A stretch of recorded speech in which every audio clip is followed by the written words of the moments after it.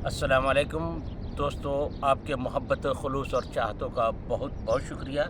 एक बार फिर मैं आपकी खिदमत में हाज़िर हूँ एक इन्फॉर्मेशन लेकर के। जैसे कि मैंने आपको पहले बताया था कि जो कुवैत गवर्नमेंट ने एमनेस्टी स्कीम या पीरियड का जो अनाउंस किया है इस माह रमज़ान के मौके से, उसी से रिलेटेड इंडियन एम्बेसी ने कुछ एडवाइज़री जारी किया है। वो एडवाइज़री ये है जो आपके साथ मुझे शेयर करना है, उम्मीद है ये आपके काम आए।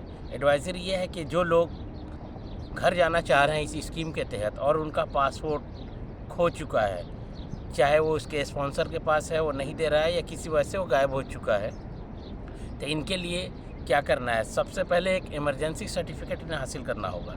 इस इमरजेंसी सर्टिफिकेट के लिए कुछ शराइत है। वो ये है कि वो कहाँ से होगा, उन्हें एम्बेसी नहीं जाना है। इसके लिए सबसे पहले आपको जो डिफ़ाइन किए हुए हैं इंडियन एम्बेसी से, वह Indian consular application centre Kuwait में 3 जगह पे है। ये कि मैं इस वीडियो के आखिर में वो मैं कंप्लीट एड्रेस दूंगा। तो ये इन 3 जगहों पे सबसे पहले जाना है और जा कर के आपको टोकन लेना है, और टोकन ले कर के फिर दिए गए वक्त पे जा कर के आपको एक फॉर्म फिलअप करना है जिसको इमरजेंसी सर्टिफिकेट कहा जा रहा है।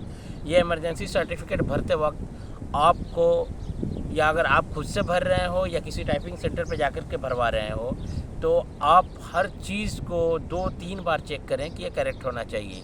इसलिए कि अगर ये इमरजेंसी सर्टिफिकेट का जो फॉर्म है, अगर ये इनकरेक्ट है, अगर ये गलत है, खा वो पासपोर्ट नंबर, सिविल आईडी या कोई भी नंबर अगर गलत है, तो फिर आप जब काउंटर पे जाओगे तो इंडियन कौंसलर एप्लीकेशन सेंटर जो है ये रिजेक्ट कर देगा, और इसके नतीजे में आपको इमरजेंसी सर्टिफिकेट नहीं मिल पाएगा।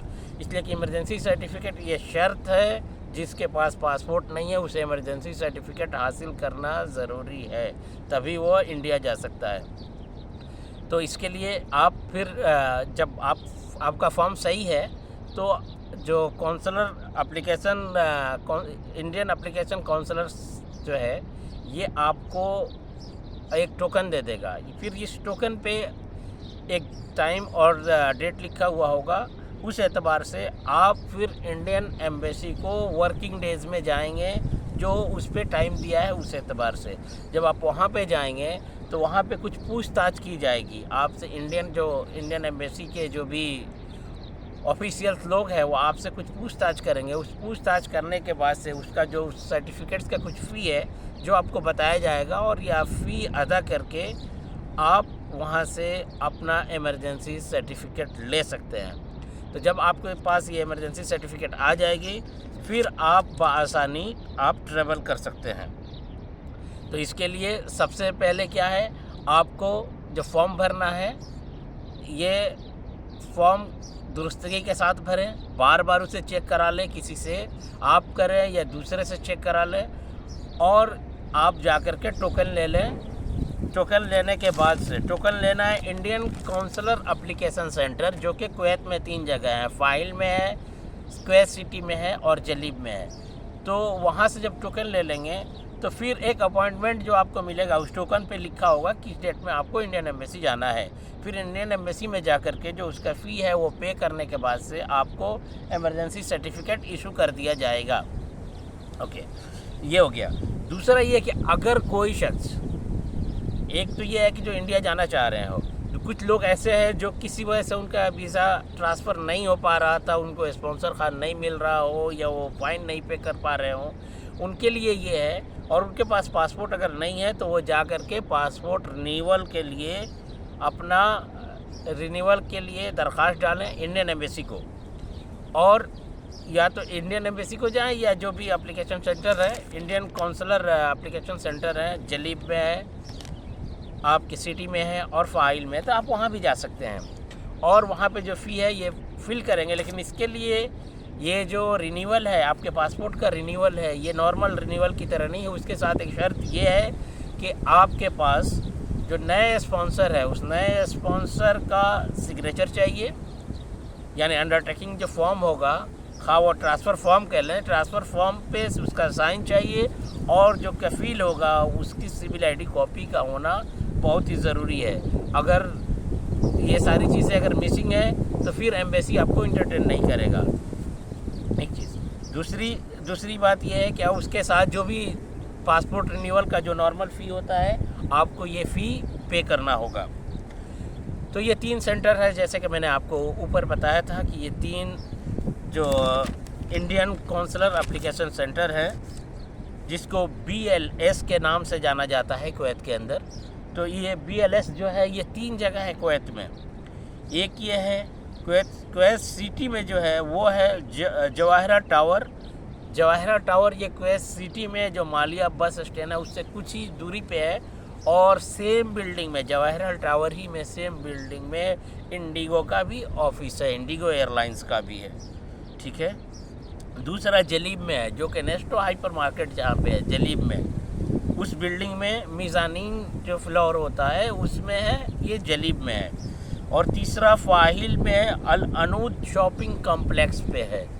तो ये 3 जगह हैं जहाँ पे आप जा सकते हैं, और जा कर के जो घर जाना चाह रहा है वो अपना डॉक्यूमेंट्स प्रोसेस कर सकता है, और जिनका जो अपना रेसिडेंसी लीगलाइज कराना चाह रहे हैं वो बआसानी इन तीनों सेंटरों पे जा कर के उनसे गाइडेंस ले कर के अपना डॉक्यूमेंट्स प्रोसेस करके अपने आप को लीगली कुवैत में रहने के काबिल बना सकते हैं।